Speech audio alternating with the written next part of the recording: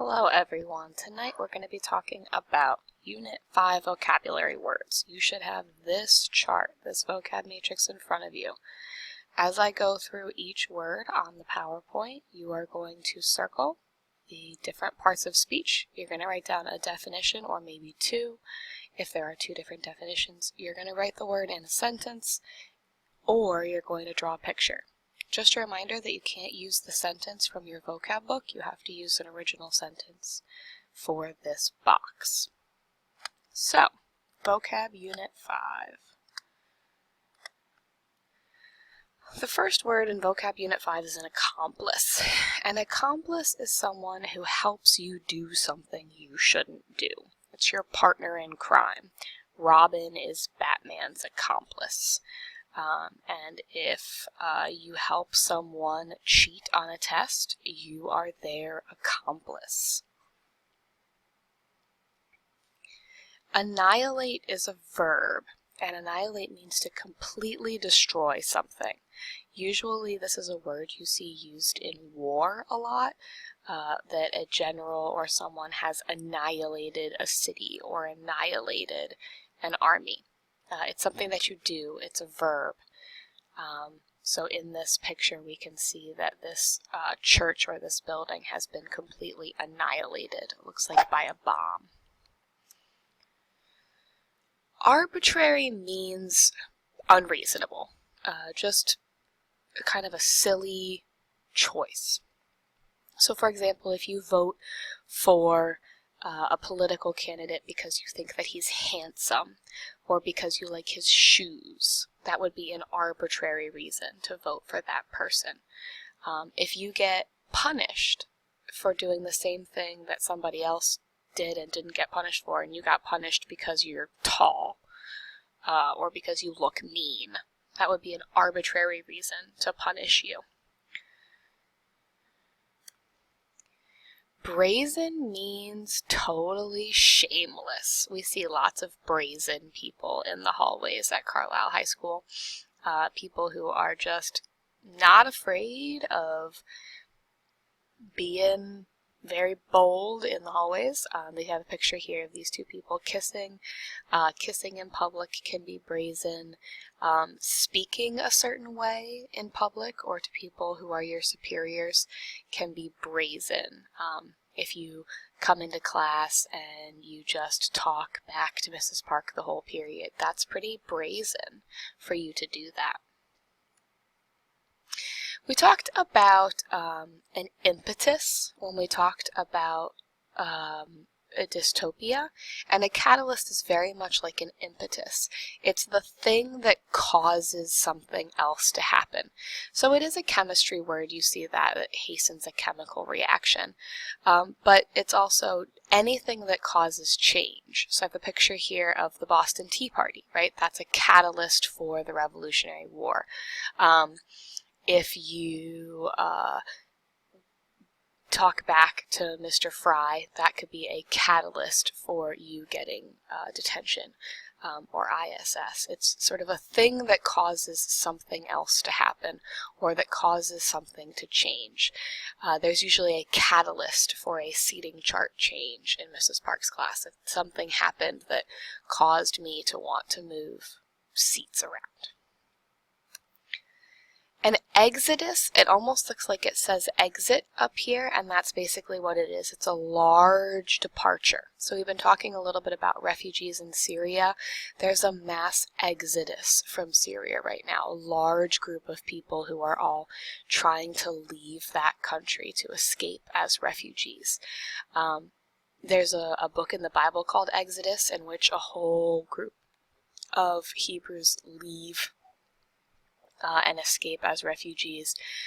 Anytime we see huge masses of people leaving somewhere, that's an exodus. 2:45, when the bell rings, there's an exodus from Carlisle High School. About the whole school just leaves all at the same time. Facilitate means to help someone to do something or to create a structure in which something can be done. Coaches facilitate a sports practice. Teachers facilitate learning. We assist you, we help you, we make the situation that you're in more amenable to whatever it is that we're trying to get done. So this coach here is facilitating this person's learning softball. Incorrigible has nothing to do with encourageable. It doesn't have anything to do with encouraging someone. Incorrigible with an I means just beyond control. Totally uncontrollably upset or angry or crazy. A toddler having a temper tantrum is incorrigible. You just can't do anything to make them feel better. You've all been in classes where the students are incorrigible. The students just get so out of control with what they're doing that they just can't be controlled anymore. Latent means there, but not visible yet. So I put a picture of Peter Parker here because he has the latent ability to be Spider-Man, of course. It's there, he is Spider-Man, but it's sort of hidden underneath the surface. So this is true of a lot of talents that people have. Maybe as a child you had a latent ability to do something that you can now do, but you didn't know about when you were 5 or 6 years old. Something that's just sort of there, but people don't really know about it, or you can't see it yet. Militant does connect to this idea of military, but militant doesn't just mean anybody who's in the military. This is a negative term. If someone is militant, they are violent, they are aggressive, they are dangerous. So that's different from just your average soldier, of course. And I think sometimes people get confused about that militant is not a compliment. If you're calling someone militant, you're telling me that they are being violent for no reason. They're overly aggressive. They're responding to, hey, I need you to do your homework, with throwing a desk across the room. There's those really, really strong, violent reactions to things. A militant is someone who is an activist, usually someone who's rebelling against a cause. That's militant as a noun, slightly different term. Morose just means sad and gloomy all the time. I put Eeyore here, of course, because Eeyore's very morose all the time. It's just a sort of like attitude that the world is out to get you and things are really sad and gloomy and a bummer and not going your way. Opaque means you can't see through it. So transparent is clear, like a window. And translucent is like fog. You can kind of make shapes out. Opaque means totally impossible to see through. So like a coffee mug is opaque, or a wall is opaque. Just totally, totally, totally impossible to see through it. You can also use opaque to describe people who can't see clearly what you're talking about. So if you're trying to explain something and someone's just not getting it, you might say, stop being opaque. Stop not seeing what I'm saying. Try to see what I'm doing here. Paramount means incredibly important. Okay?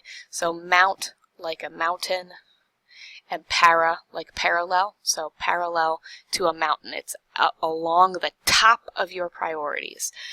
So I put the midterm exam here, right? That's paramount to your life. This marking period is to do very well on that midterm exam. You all have things that are of paramount importance in your life. Making a certain team, or doing all of your homework, or making your parents proud, or something to do with your church, right? You all have things, various things that are paramount in importance in your life.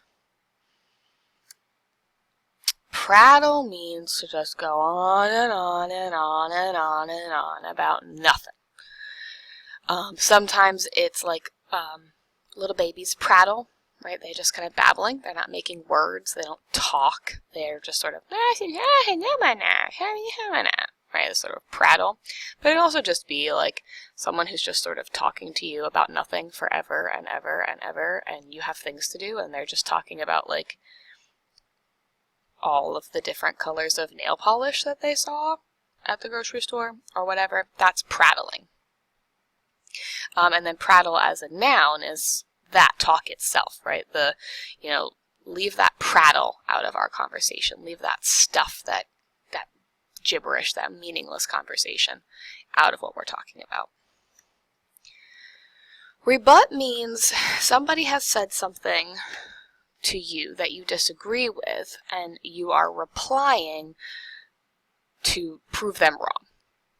So if somebody comes in and says, Mrs. Park, English class is stupid, I will rebut. I will reply and prove to them why English class is important. We see this a lot in debates, which you've seen a lot of because of the election, where a candidate will say, well, my policy about this is much better than Ben Carson's, and Ben Carson will then have 2 minutes to rebut, to say, well, no, actually, you're wrong and I'm right, and so on and so forth. Reprimand, if you go all the way back to Unit 1, means the same thing as admonish, okay, to scold. You didn't do your homework, so your mom reprimands you. You were supposed to clean your bedroom, so your dad reprimands you because you didn't. You talked out of turn in class, so Mrs. Park reprimands you. Your dog peed on the floor, so you reprimand him. This just means to scold for doing something little. It's not like grounding you for the rest of your life. Just a sort of, hey, you shouldn't have done that. Don't do that. Servitude is slavery, okay? As servitude, you see, of course, like serve and servant, all right? Servitude has to do with slavery, forced labor. If you are forced into servitude, someone is taking advantage of your labor for their gain. Slapdash means thrown together, okay? Slap. It's like slapped together in a dash, in a hurry. So you see this car that's been all taped up together because they didn't really properly fix the exterior. Sometimes people do their homework in a slapdash manner. They rush it together during Herd TV or during lunch. It's just not done very nicely. It's not done very neatly. They didn't get all the questions answered. It's just a slapdash attempt at their homework. That's what we're talking about here. Sloppy. Put together very quickly. Stagnant means standing still for a very, very long time, usually water.